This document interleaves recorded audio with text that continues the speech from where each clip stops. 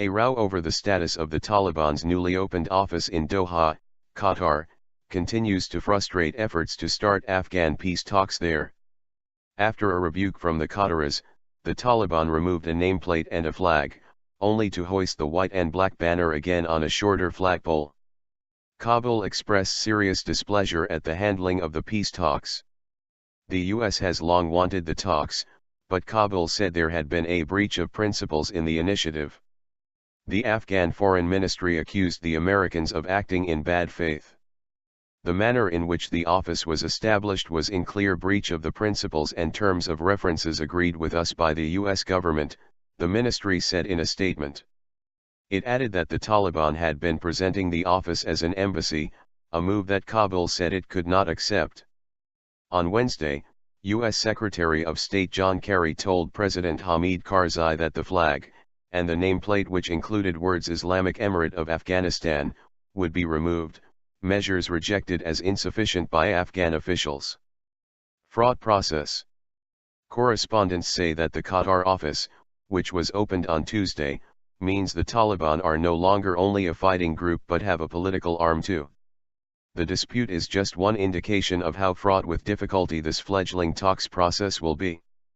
The BBC's Ali Maqbool, in Qatar, says the Taliban crave public legitimacy and they feel the opening of their office is a big success.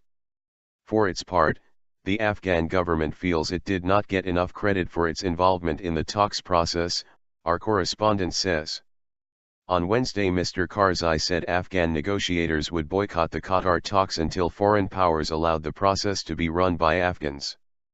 He also suspended security talks with the US on the American presence in Afghanistan after NATO leaves in 2014.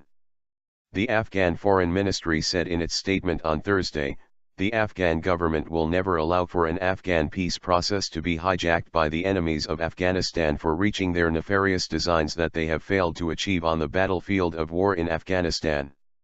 If the Taliban office in Doha is brought back into compliance with the written assurances given to us by the US government, the Afghan government will review its decision about negotiations with the US, it added.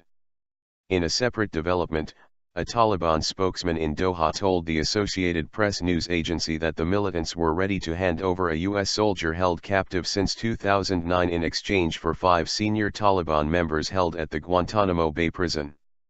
The first formal meeting between US and Taliban representatives had been expected to take place in the coming days, but it is now unclear what role Afghan officials will play.